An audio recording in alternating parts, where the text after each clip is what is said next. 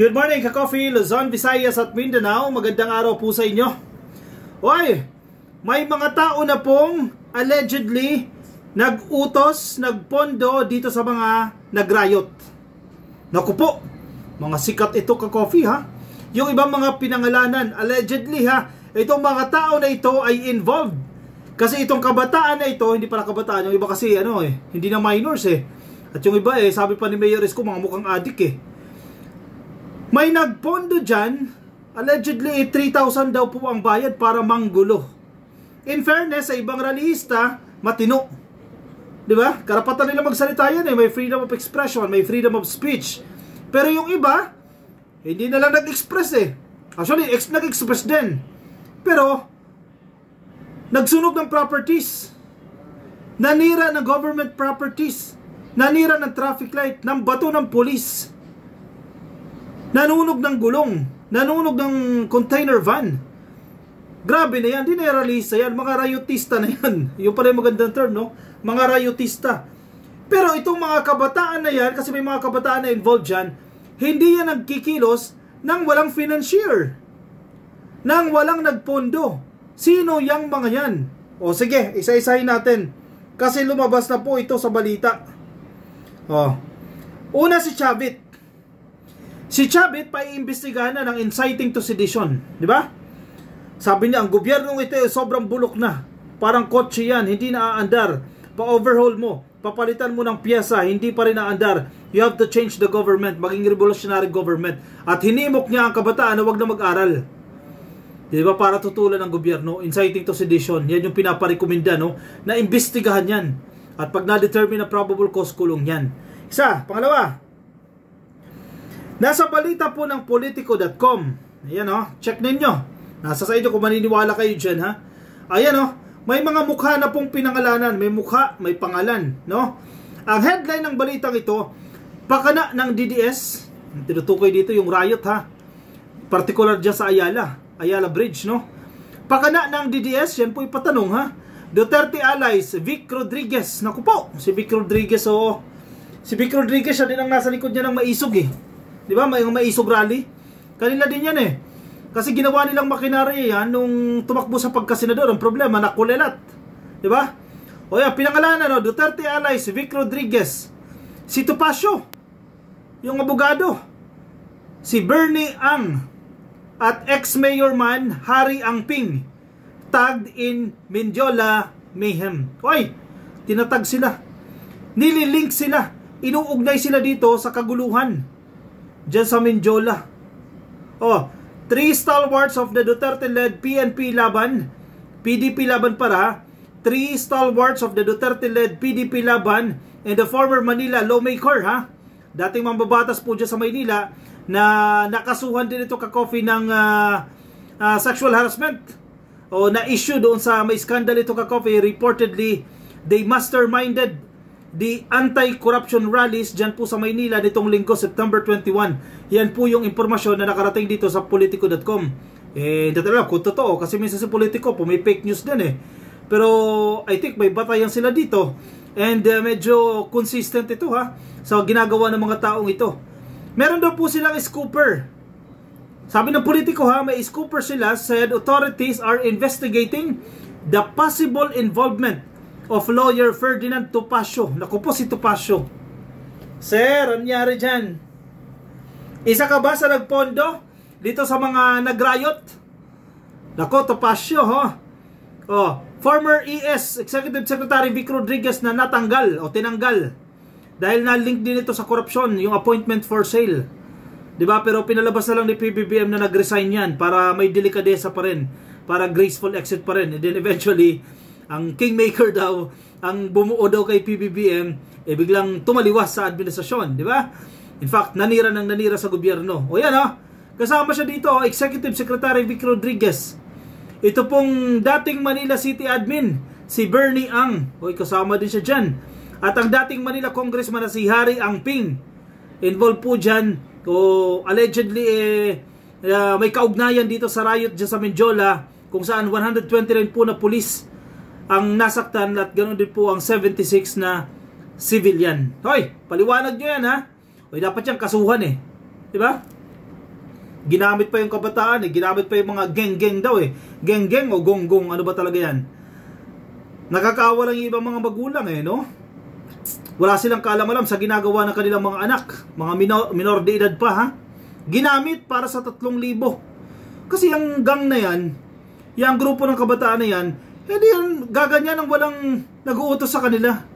Diba? Ikaw ba naman, tambay ka lang, diba? Manggugulo ka ba? Maninira ka ba ng government properties? Alam mong parurusahan ka dahil napakarami ng pulis nang walang kapalit?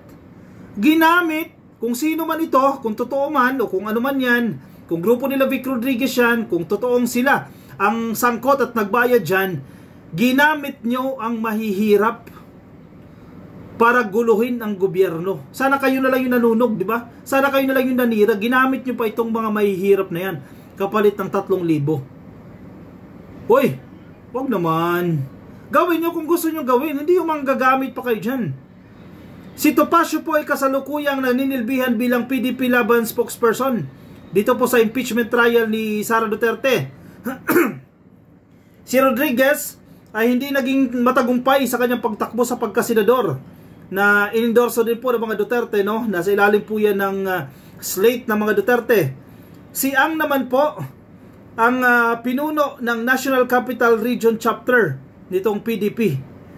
Ang Ping has also courted controversy in the past. He was reportedly arrested by Thai police in November 2022 for allegedly harassing a hotel staff dyan po sa Marriott Marquis Queen's Hotel dyan sa Bangkok. Oy, nabalitaan ko yan kasi kasama yan sa delegasyon ng ating presidente Oh, hindi pala nakulong to Ba't hindi nakulong to? Hindi natuloy yung kaso. May skandal ito ka-coffee that is said to have prompted the resignation of his wife, si Zinaida, as chief of the presidential management staff. Pero alam ko nilipat lang yan ng ahensya itong asawa niya no? One group caught up in the unrest was the Kalayaan Kontra Korupsyon. Yan KKKK. 3 K Pero magtataka ka sa mga taong ito. Yung mga nahuli base sa interviews at hindi man sa nanghuhusga tayo sa mga itsura, no? Pero the way magsalita ito mga to, mukhang hindi naman totoo yung kanilang ipinaglalaban Diba? Maintindihan mo pa ibang realista, talagang sincero sa kanilang ipinaglalaban na kontra korupsyon. Pero yung iba talaga manggulo. Guluhin ang gobyerno. I-destabilize ang gobyerno. Yun talagang hangarin One group caught up in the unrest was the Kalayaan Kontra Korupsyon o KKK movement. Its spokesperson Aldrin Cabajes claimed in a Facebook post that their protest had been hijacked by Duterte diehard supporters. Na-hijack daw ng mga DDS. Actually, kung papanoorin yung ibang rally, no, yung mga nangyari dyan sa Luneta, dyan sa EDSA meron din Pag may mga DDS, tinataboy nila. Di ba? Halimbawa, si Philip Salvador. Pinagtabo yan ng mga tao yan. Ba't nandito yan? Di ba? Pinalayas sila Talagang tinataboy nila si Philip Salvador. Ito po, si Chavit Singson. Di ba? Naubod ng kasinungalingan. O itinaboy din yan. Batawa ka dito kay Chavit Sabi niya tinanong niya raw yung ralista. Yung mga nakaitim daw, tinanong niya, sino nagbayad sa inyo? Ang sabi daw, si Martin Romualdez at si First Lady Liza Araneta Marcos. Ubod ng kasinungalingan. Nasaan ba siya? Wala siya dyan sa Ayala Bridge. Nangyari, yung mga nakaitim, karamihan nandiyan dyan sa Ayala Bridge. May mga ilan-ilan dyan sa Mindiola, sa Recto.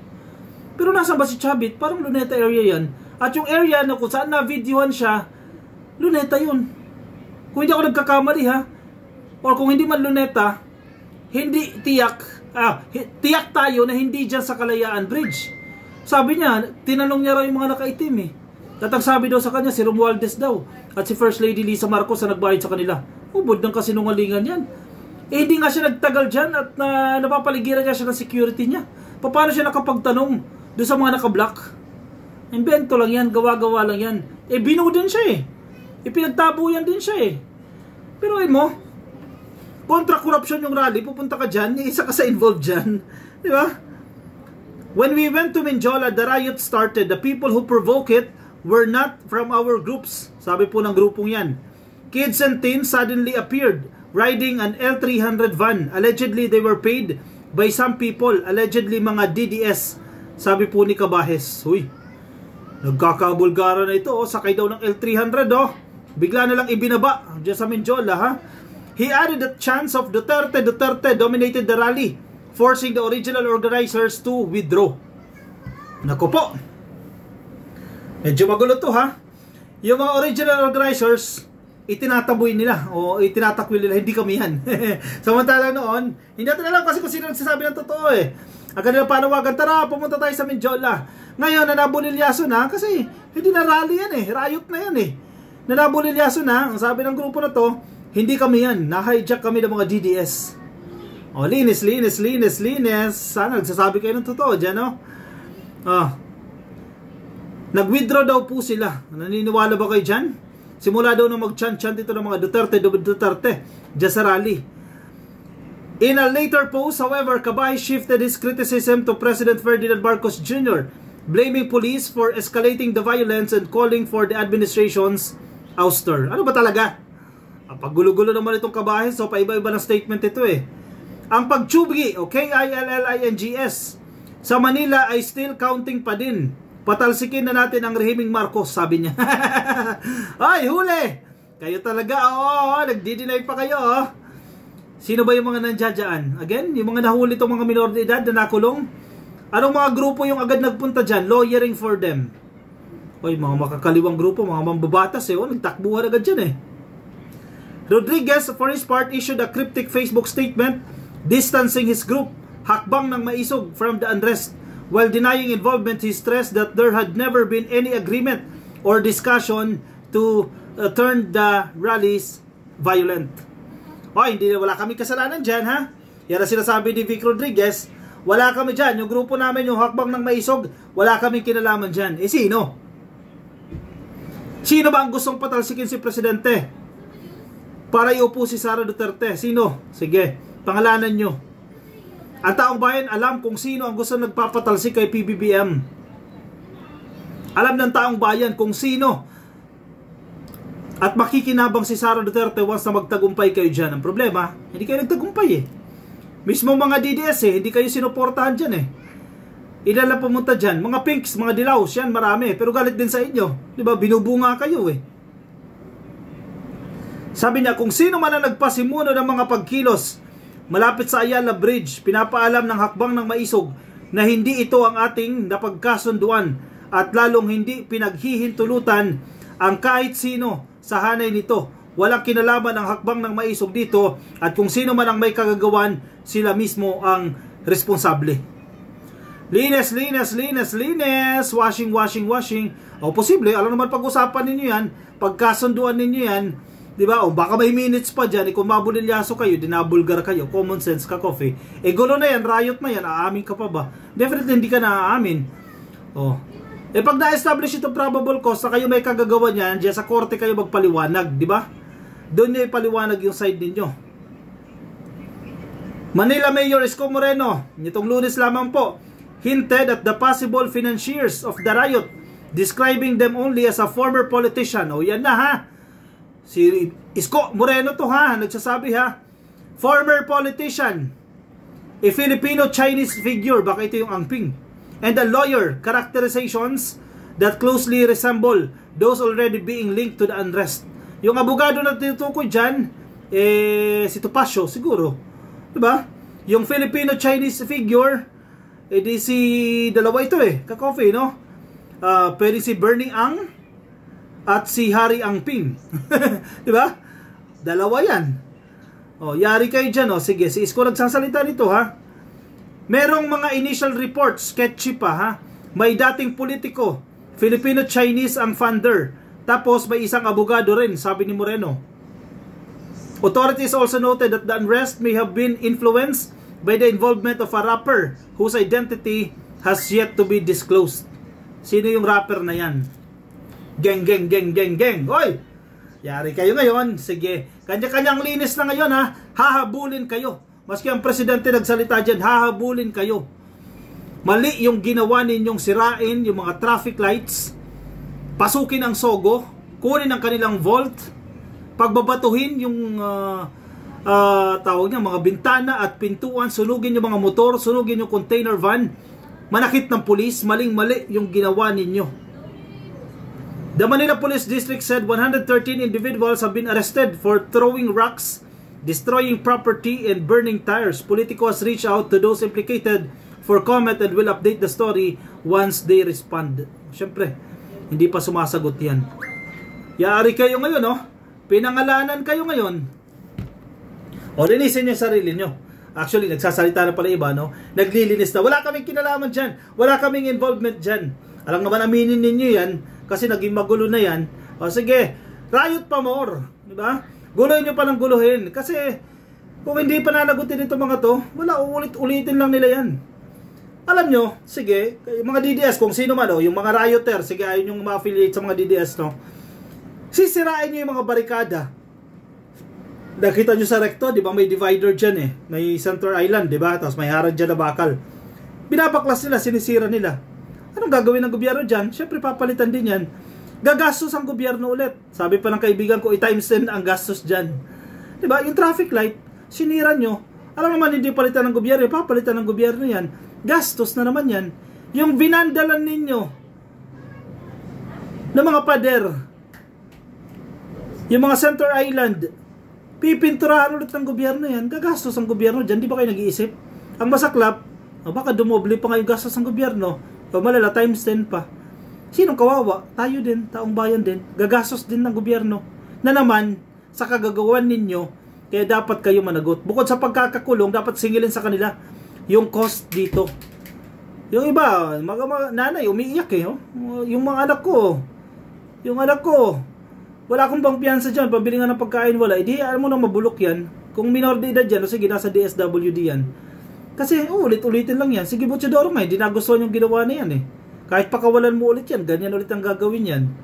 Diba? Habulin yung mga funder niyan. Habulin yung mga financier niyan. At sila managot dyan, dahil may kasalanan sila dyan. Diba? O siya, sige, sana mapanagot itong mga taong involved na yan. Sige, linisin ninyo yung mga pangalan ninyo kung wala kayong kaugnayan dyan. I-komento ang inyong opinion, reaction dyan sa comment section para mabasa po ng iba natin mga ka-coffee. Yung mga nasa Facebook, please like and follow. YouTube, subscribe. TikTok, subscribe na rin po kayo. At magkita-kita tayo ka-coffee sa aking susunod na videos. Paalam po sa inyo. Bye-bye.